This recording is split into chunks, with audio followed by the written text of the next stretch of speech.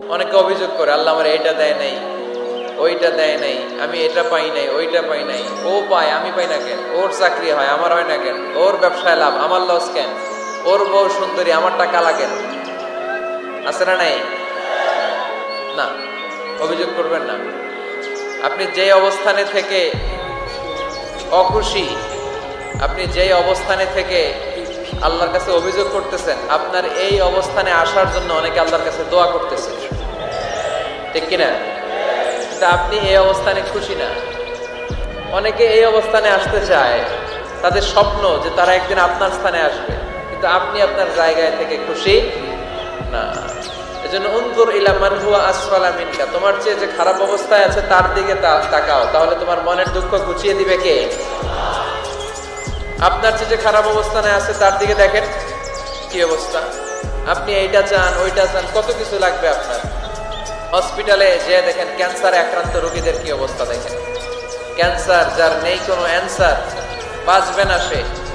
ওরে যে জিজ্ঞেস করেন, ভাই আমি তো বাড়ি চাই, গাড়ি চাই, আমার অনেক অভিযোগ, আমি এটা চাই, ওটা চাই, তুমি কি চাও?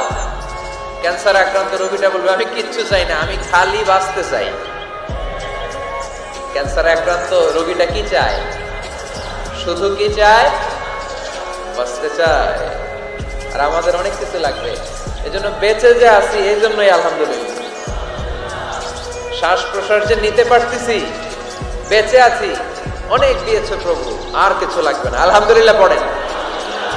চাওয়ার কোনো শেষ নাই, আছে?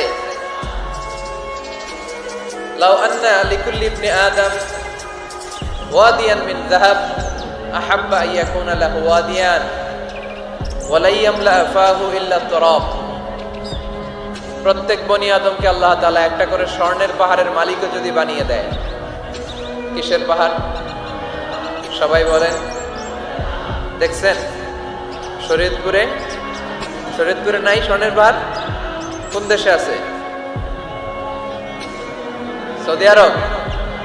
স্বর্ণের পাহাড় নাই, স্বর্ণের খনি আছে।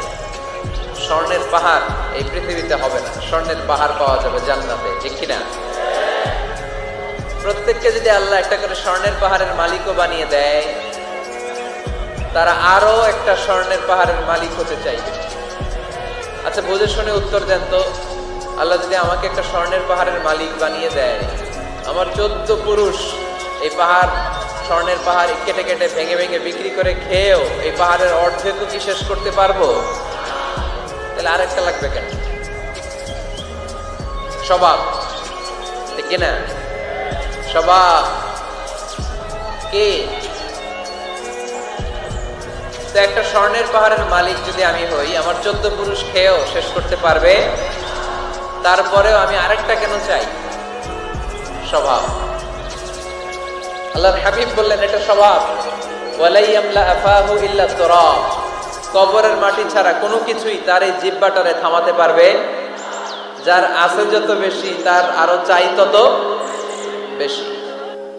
মানুষের আছে যত বেশি, তার চাই তত বেশি। শেখ সাদি রাহিমাহুল্লাহ, ইরানের বিখ্যাত কবি, বালাগাল উলা বিকামালিহি কাশাফাত দুজা বিজামালিহি, এই কবিতা লিখে বিখ্যাত হয়েছিলেন। তো ওনার একটা সময় আর্থিক দৈন্যতা যাচ্ছিল, টাকা পয়সা ছিল না, ফলে পায়ে দেওয়ার মতো জুতা ছিল না। কি ছিল না? জুতা ছিল না। তো খুব আফসোস করে একদিন মনে মনে আল্লাহরে বলে, আল্লাহ আমি এত বড় কবি, আমার পায়ে দেওয়ার মতো জুতা নাই। আহা, আফসোস করে ঘর থেকে বের হয়েছে। বের হয়ে দেখে এক ভিক্ষুক ভিক্ষা করে, ওই ভিক্ষুকের 2টা পাই নাই। ভিক্ষুকের 2টা, আর কবি সাহেবের কি নাই? জুতা নাই। কবি সাহেব যখন এই দৃশ্য দেখছে, হায় রে, আমার তো পা আছে, এর তো পাই নাই, সেজদায় পড়ে গেল। আর আল্লাহরে বলে, আল্লাহ শুকর আলহামদুলিল্লাহ, বেশ ভালো আছি, আর কিছু লাগবে না। এজন্য শান্তি হচ্ছে শুকর আলহামদুলিল্লাহর ভিতরে। শান্তি কিসের ভিতরে?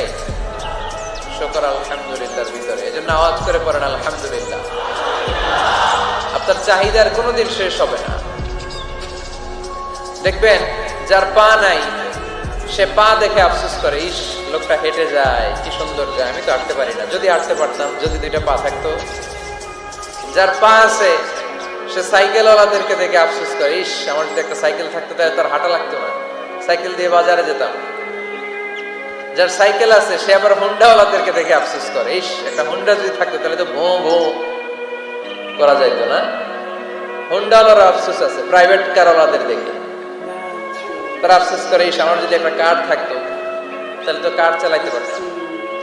যাদের প্রাইভেট কার এদেরও আফসোস আছে, ইস আমার যদি একটা হেলিকপ্টার যদি থাকতো তাহলে তো উড়াল মারতে পারতাম, ঠিক না? হেলিকপ্টার ওয়ালাদেরও আফসোস আছে, আমার যদি একটা জেট প্লেন থাকতো, jet plane, private jet plane, ও প্রিন্স ওয়ালিদ বিন তালালের মতো 70% মেড অফ গোল্ড, তার একটা জেট প্লেন আছে, এটার 70% স্বর্ণ দিয়ে বানানো।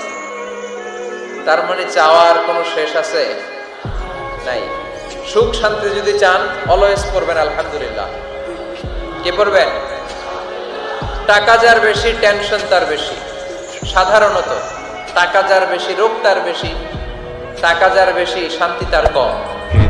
আপনি খোঁজ নিয়ে দেখেন হাজার কোটি টাকার মালিক ঘরে শান্তি নাই, স্ত্রীর সাথে মনোমালিন্য, স্ত্রী যায়